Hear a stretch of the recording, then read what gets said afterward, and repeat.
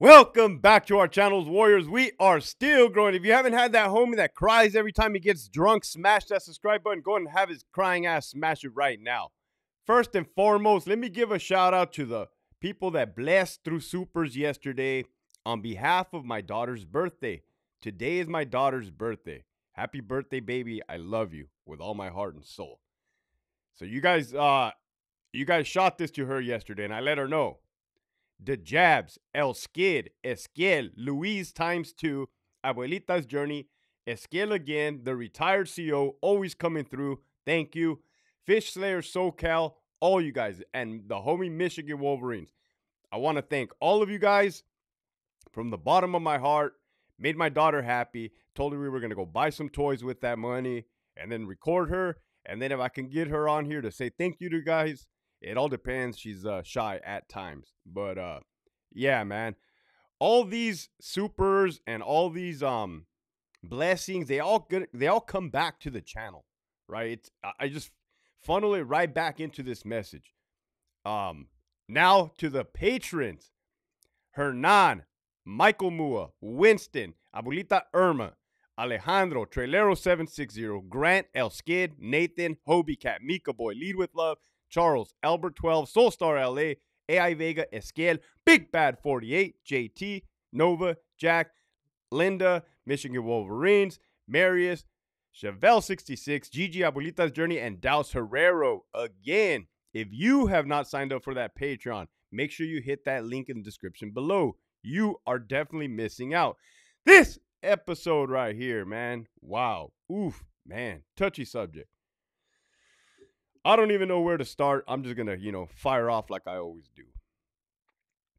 Yesterday, I aired the episode of the interview with the dude that served time with the California Youth Authority, CYA, and then later on went to join the United States Army and was deployed to Afghanistan. Ended up accidentally getting attached to a Special Forces unit. Here we go. So this is a serious episode, man. I mean, kind of they all always are serious, except for the Greñas episode. They were kind of hilarious with it. In that interview yesterday, the guest mentioned something about something called Gym TD. GYM, like a gymnasium, Gym TD. And he said it the first time, and it kind of like, it went past me. He said it like again, and I'm like, then he explained what it was. Then I'm like, wait a minute. So what he said was happening in the 90s in the California Youth Authority was in Paso Robles. I guess there was a facility up there or something.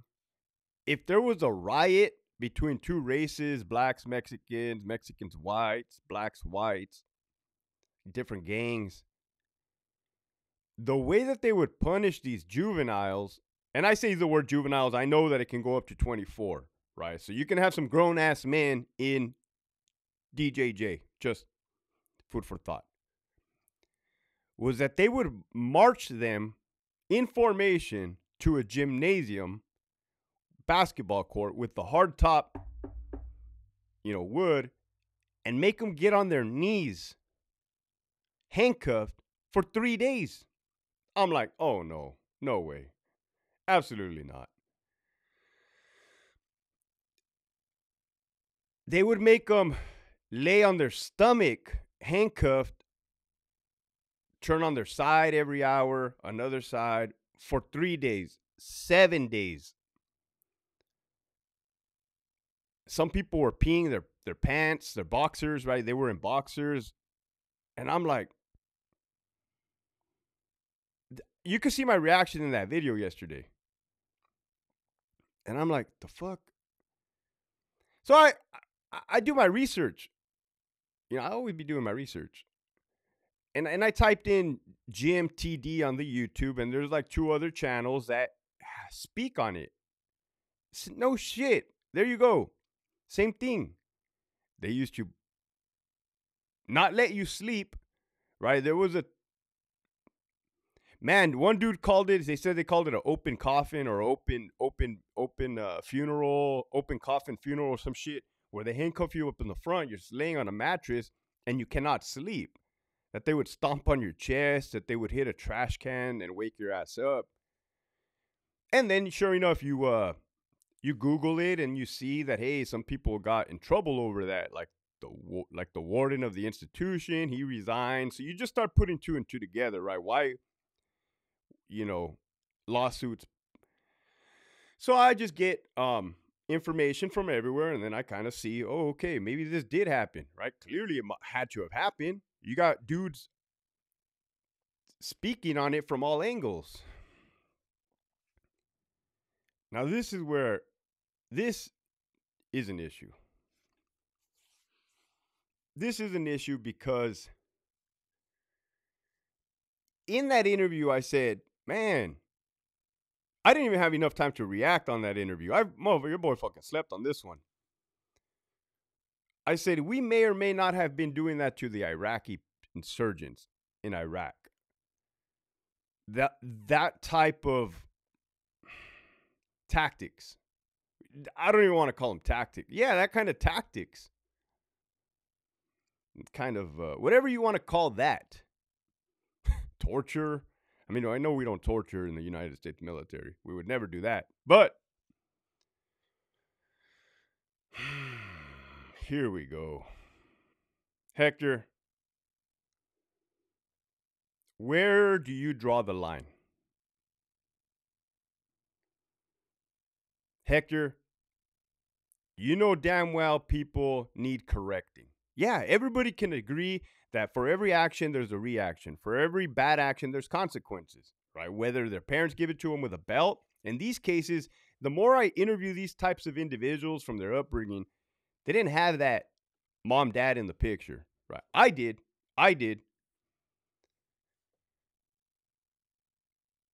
They had drugs in the picture, family members, parents doing drugs. My parents never did drugs. Did drugs in front of me, no less.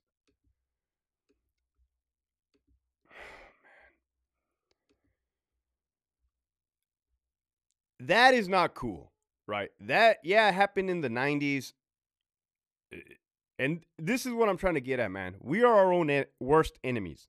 We are our own worst enemies. And I'm talking about law enforcement.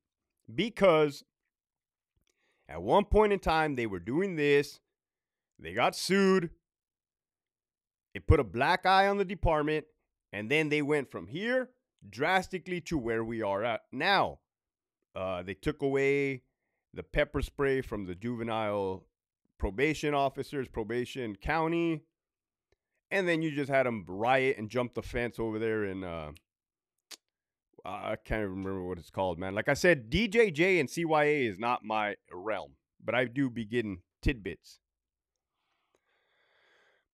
We are our own worst enemies. We were here making motherfuckers kneel for fucking 7 days straight, peeing their pants, and now we can't carry pepper spray. Do you see that? But the messed up thing about it, the whole thing's messed up. But because of this generation of cop, now the new generation pays. That kind of is what it is. Right? I'm not knocking them. I'm just saying what it is. So, Hector, what do you do? How do you address problems? Hector, how did you address problems in the California Department of Corrections? The officer, a sergeant, and a lieutenant. Look, everything I did was always on the up and up. Meaning, everything I did was good. And I did a lot. Like, I'm not here to toot my horn. I'm not here to fucking tell you a million war stories. What I am here to tell you is I used a lot of force in my career. Physical force, batons, 40 millimeters. I might have punched some people. I might have kicked some people. I might have stomped some people. And it was all on the up and up. Okay? Meaning that there was no hostility right after those engagements, those incidents. There was no investigation, so to say, because I wasn't doing anything out of pocket.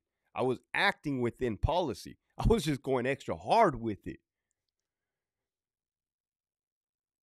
And that is something I learned from the military. In order to overcome force, you have to overwhelm it with overwhelming force, right? And I would just crush, like, and again, this is not me tooting my own horn. Here's a person being combative. Here comes me and the troops. Vroom, stop, right? What does that look like? That looks like a whole lot of fighting.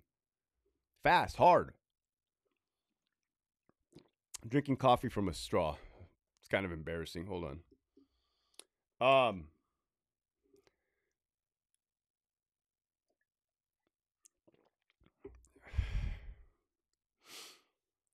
What about kids? Look, man, I could never work in a female prison or around juveniles. I couldn't do it. I couldn't do it.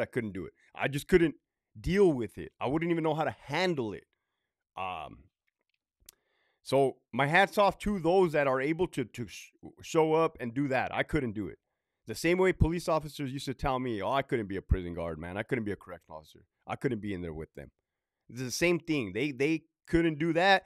I couldn't work around kids or females at all.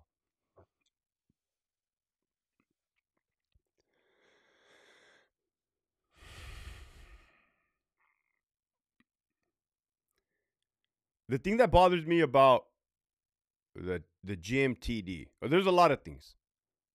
A lot of things. Look, man. Number one, those are kids. Juveniles. Now, Hector, what are they 24? By the state's language, in policy, in procedure, might even have been penal code, I don't know. Those are juveniles in the lettering of the law. The letter of the law, not the spirit of the law. That's one. That's strike one. Strike two is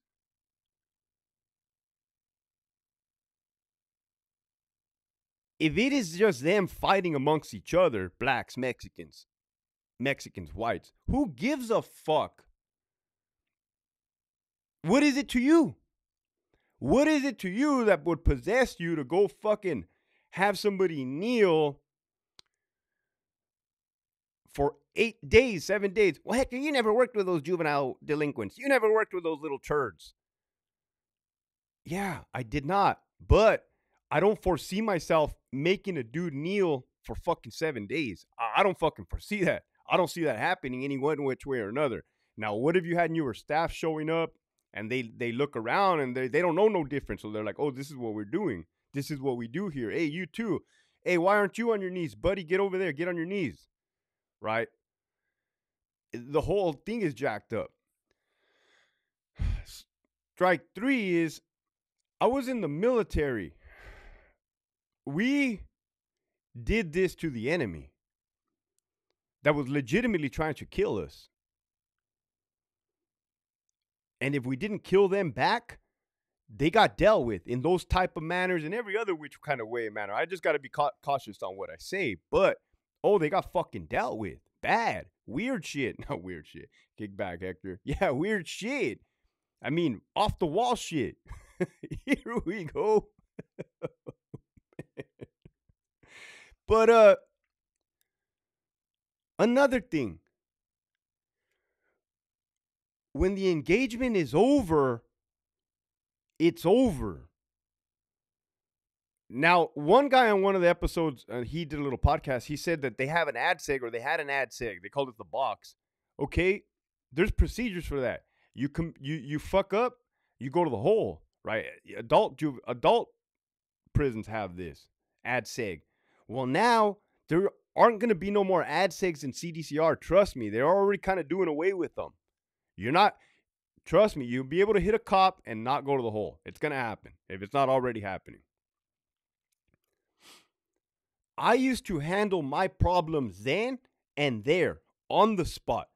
There's some staff members that like to, if they get shunned by an inmate or disrespected, they won't address that problem then and there with that individual. They'll say, okay, I'm going to go hit your house.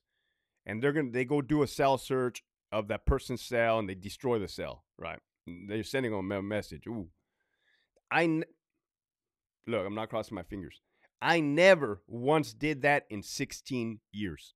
Never did it. I never hit a pad out of retaliation. Never did it. I addressed those problems, right? And I've said it before. I took off my belt one time in Charlie 2 or Charlie 3. It was a fucking Southsider that called me a bitch in the day room. I always made them interlace their fucking fingers behind their head. I would wrench them back and whisper sweet nothings in their ear and gave them an opportunity to do whatever that is that they wanted to do. But that situation got handled there. They had opportunities.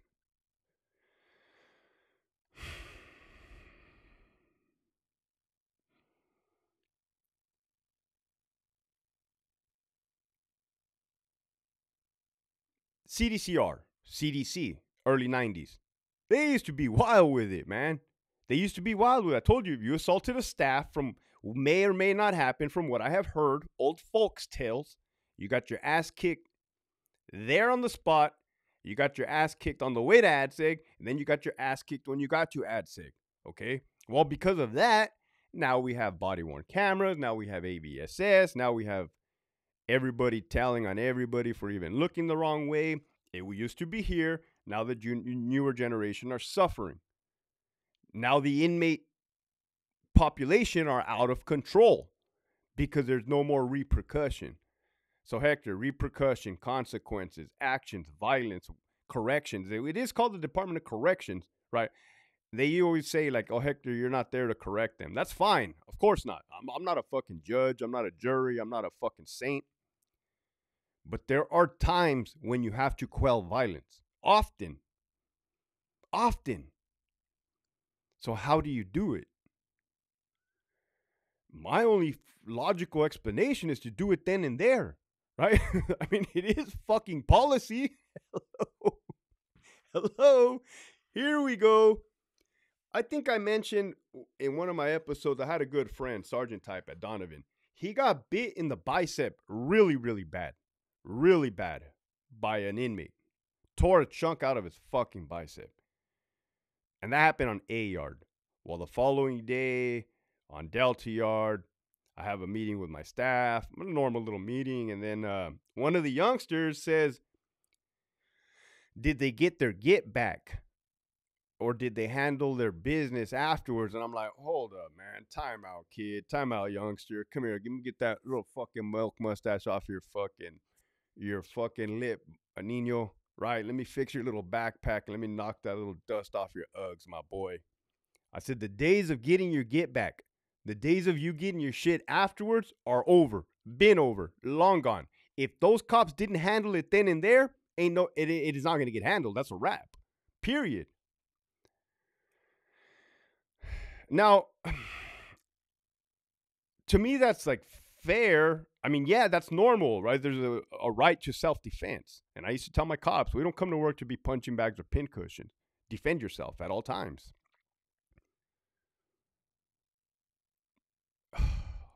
Fuck. That's crazy. That's crazy. Now, I'm not a hippie. I'm not a tree-hugging liberal hippie where I came back from Iraq. You didn't see me burn my uniforms or burn an American flag and say, hey, no more war. I took it on the chin, and I'm like, oh, they got me. They got me. They really didn't have weapons of mass destruction over there, right? They got me. But I had asked for that. I wanted war, and I got it. I got what I asked for and then some.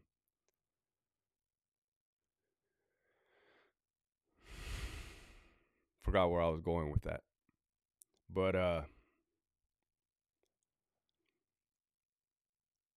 you know, I appreciate people that come here on this channel and share their story because I'm learning. I'm learning new things. I'm 30, I'll be 39 this month, and I never heard of Jim TD. The fuck?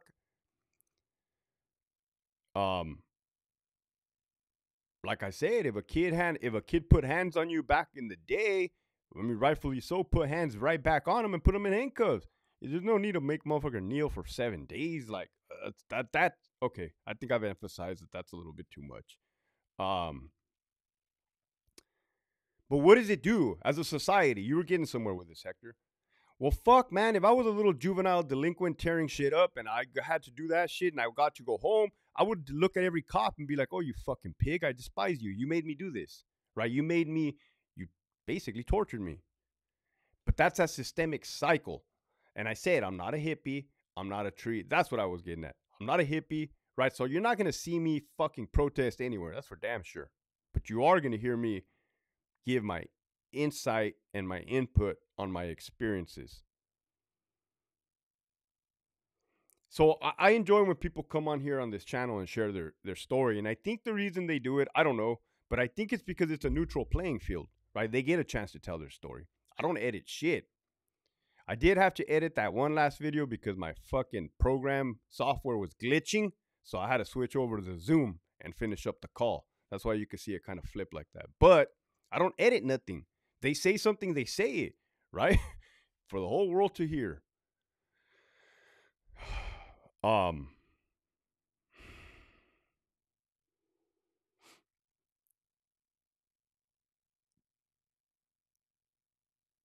kids, man, kids.